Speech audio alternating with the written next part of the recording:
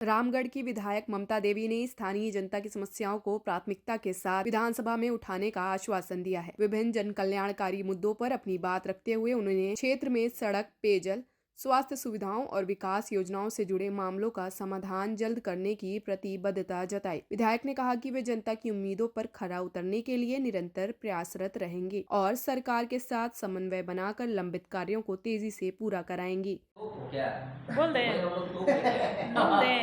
नहीं बोलने की जरूरत ही नहीं है ही यहाँ पर। कोई दिक्कत नहीं है।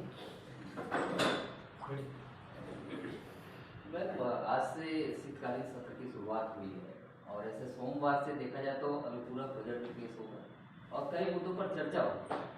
भाजपा ने भी एक बड़ी रणनीति बनाई है सत्ता पर कूदने की, तो उसका जवाब किस तरह देंगे और अपने क्षेत्र की जो समस्या है जो भी है वो सदन में किस तरह से उठाएंगे। देखिए, आज से शीतकालीन सत्र हमारा स्टार्ट हुआ और आज शोक संवेदनाएं प्रकट की गई सभी के प्रति और अनुपूरक बजट भी आने वाला है और सभी मान्यों का अपना अपना क्षेत्र को लेकर के, राज्य को लेकर के तैयारियां रहती हैं, जो कि हमारे क्षेत्र की भी इश्यूज़ को लेकर के हम लोग तैयार हैं। कई सारे क्वेश्चन, काफ़ी शॉर्ट टाइम का सेशन है तो कुछ क्वेश्चन डला पाए हैं और जो मेन इश्यूज़ हैं, क्योंकि हमारा क्षेत्र जो है वो कृषि क्षेत्र है, कृषि से लेकर के हमारा क्वेश्चन डाला हुआ है। साथ ही साथ एक यूनिवर्सिटी की मांग बराबर से हमारे क्षेत्र के लिए रहा है, जो रामगढ़ कॉलेज रामगढ़ है, उसको लेकर के कई बार विधानसभा में भी मामला को लाया गया, माननीय मंत्री जी के भी संज्ञान में दिया गया है। जो ये क्वेश्चन फिर से हमारा इस बार फिर से आने वाला है, जो स्टूडेंट के लिए है। मैम, आप स्टूडेंट की बात कर रही हैं। पिछले कुछ दिनों से छात्र जो हैं वो छात्रवृत्ति को लेकर लगातार आवाज़ उठा रहे हैं और इसी को लेके डुमरी के जो विधायक हैं उनकी पार्टी जो है डुमरी से लेकर आने तो पद यात्रा भी कर रहे हैं। इसमें क्या कुछ अपडेट है, यदि आप कुछ बता पाएँ छात्रवृत्ति में? देखिए, छात्रवृत्ति को लेकर के लगभग स्टूडेंट परेशान हैं। हम लोग भी जब जनता दरबार लगा था तो क्षेत्र में थे, उस समय भी कई सारे बच्चे इस विषय को ला रहे थे और इस संदर्भ में माननीय मंत्री जी से भी मेरी मुलाकात हुई थी, माननीय मंत्री चमरा लिंडा जी से। मैंने उनसे कई बार इनको संज्ञान में दिया छात्रवृत्ति को लेकर के। उन्होंने बस आश्वासन दिया कि भाई बहुत जल्द हो जाएगा। कल ही जब हमारी उनसे बात हो रही थी, वो कह रहे थे कि नहीं, केंद्र हमें नहीं दे रहा है पैसा, जिसकी वजह से हम छात्रों को नहीं दे पा रहे हैं। तो हमारा ये कहना है कि भाई जितनी जल्दी हो, कम से कम इसको, अगर स्टेट गवर्नमेंट संज्ञान में ली है छात्रवृत्ति को लेकर के, वो अगर डिमांड आपसे केंद्र से कर रही है तो केंद्र को भी इस पे संज्ञान लेना चाहिए, क्योंकि बच्चे हैं और बच्चे हमारा कल का भविष्य हैं और उनके भविष्य के साथ अगर खिलवाड़ होगा तो ये कहीं ना कहीं दुर्भाग्यपूर्ण है पूरे देश के लिए। तो छात्रवृत्ति का जो अंशदान है, जो मिलना चाहिए, अगर सेंट्रल गवर्नमेंट में बकाया है तो वो जल्द से जल्द स्टेट को मिल जाए, ताकि स्टेट गवर्नमेंट हमारा वो छात्रों को दे पाए।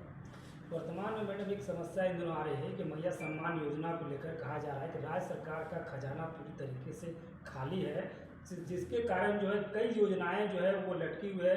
विधायक अनुशंसा का जो रोड है वो नहीं बन पा रहा है। क्या कहेंगे इस मुद्दे को लेकर के? व्याप्त फंड कोष में है, फंड की कमी यहाँ पे नहीं है। जहाँ तक है मैया सम्मान योजना का, तो बहनों को जो सम्मान मिला है, मुझे ये नहीं समझ में आ रहा है कि विपक्ष के पेट में दर्द क्यों हो रहा है। जब महिलाओं को सम्मान मिलता है तो हमेशा विपक्ष इस तरह की बातों को सामने लेकर के आते हैं। लेकिन अगर देखा जाए तो कई सारे बहनें हमारी ऐसी थीं जिनको घर चलाने में काफ़ी दिक्कत हो रहा था। उस परिस्थिति में ये राशि उनको काफ़ी सहयोग किया।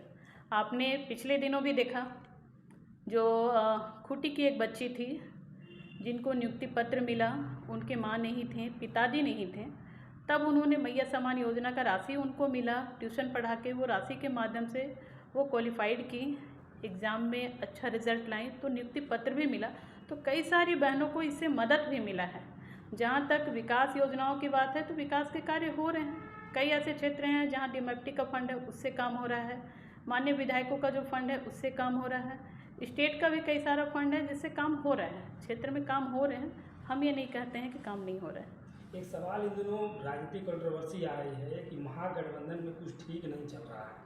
जब मुख्यमंत्री जब दिल्ली जाते हैं तो एक राजनीतिक हवा उठती है कि महागठबंधन वो छोड़ने वाले हैं, क्योंकि अभी कुछ दिन पहले मुख्यमंत्री के साथ जो बैठक हुई थी विधायकों की, क्या कुछ हाव भाव नज़र आ रहा है? क्या इस बात में कितनी सच्चाई है? देखिए, अफवाहें हैं और अफवाहें उड़ती रहती हैं। अफवाहों का ना कोई हाथ पैर होता है, ना कान नाक होता है, बस कोई भी कुछ कह दिया वो हवा ऐसे बनते रहता है। तो ये कहीं ना कहीं मुद्दे से भटकाने वाली बातें हैं जो बीजेपी के लोग हमेशा करते आए हैं। जहाँ तक महागठबंधन की बात है, महागठबंधन पूरी मजबूती के साथ खड़ी है। जो आप लोगों ने भी कल की बैठकों में देखा है, या वो हमारा कांग्रेस विधायक दल का बैठक हो या फिर इंडिया गठबंधन की बैठक हो, वहाँ पर अपने प्रभारी, अध्यक्ष, सह प्रभारी और सभी माननीय मंत्री और विधायकगण के साथ सभी लोगों ने महागठबंधन की बैठक भी की और बड़ा ही सकारात्मक बैठक भी हुआ। सभी लोग मुस्तैदी के साथ तैयार हैं विपक्ष को जवाब देने के लिए और जनता के हित में बात करने के लिए।